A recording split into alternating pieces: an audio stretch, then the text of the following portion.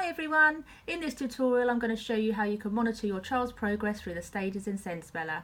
So once you've loaded SENspeller you will see two parental control buttons at the bottom right hand side of the screen. If you click on the first button you'll be presented with a simple sum which prevents any unwanted changes. So if we go ahead and pop that sum in.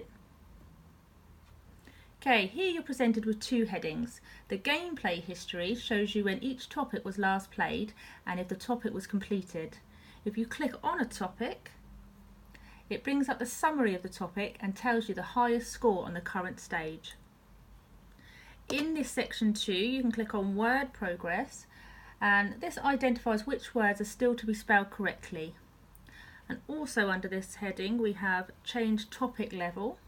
So you can actually move your child onto the next level if you think they're ready, or you can move them back a level if you think they're not quite ready to move up yet. So if we go back to under the gameplay history, so under that we have reset all history. So it's quite self-explanatory. We'll click on that one. You can actually reset your child back to stage 1 for all topics. I'll just show you what that looks like.